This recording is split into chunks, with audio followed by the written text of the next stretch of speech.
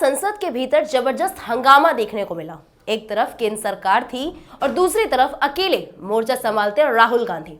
मामला किसी बयान का नहीं है, बल्कि भारतीय सेना के पूर्व प्रमुख जनरल मनोज मुकुंद नरवणे की अप्रकाशित किताब 4 स्टार्स ऑफ डेस्टिनी के उस हिस्से का है जिसे राहुल गांधी सदन में पढ़ना चाहते थे। जैसे ही राहुल गांधी ने लद्दाख तनाव से जुड़ा यह किस्सा पढ़ने की कोशिश की कि सत्ता पक्ष ने शोर मचा दिया, नारेबाजी शुरू हो गई और उन्हें बोलने ही नहीं दिया गया। दरअसल इस किताब में 31 अगस्त 2020 की उस रात का जिक्र है जब पूर्वी लद्दाख में हालात अचानक बेहद तनावपूर्ण हो गए थे।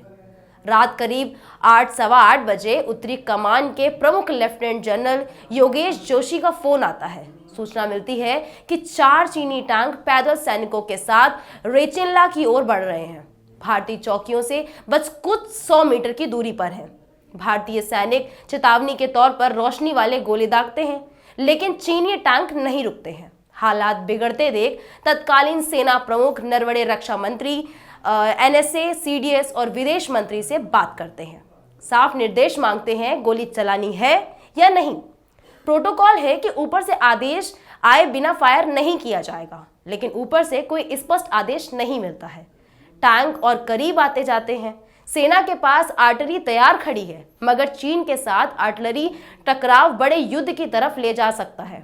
और आखिरकार प्रधानमंत्री से बात के बाद संदेश आता है कि जो उचित समझो वो करो।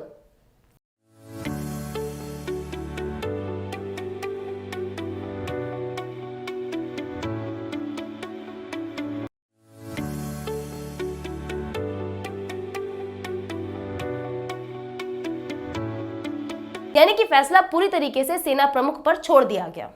राहुल गांधी इसी घटना का जिक्र संसद में करना चाहते थे।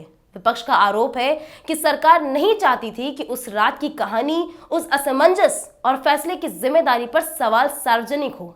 इसी वजह से सदन में इतना हंगामा हुआ कि आवाजें दबा दी गईं, बहस नहीं हो पाई और संसद में एक बार फिर शोर शराबे की भेंट चढ़ गई। सवाल यही है, क्या देश को अपने हालिया इतिहास की पूरी सच्चाई जानने का हक नहीं है, या सच की आवाज संसद के शोर में दबती ही रहेगी? इस पर आपका क्या मानना है, हमें कमेंट्स में जरूर बताइए। ऐसी और तमाम खबरों को पाने के लिए देखते रहिए लाइव न्यूज़ एक्स। मैं हूं आपके साथ अंजलि मिश्रा। धन्यवाद।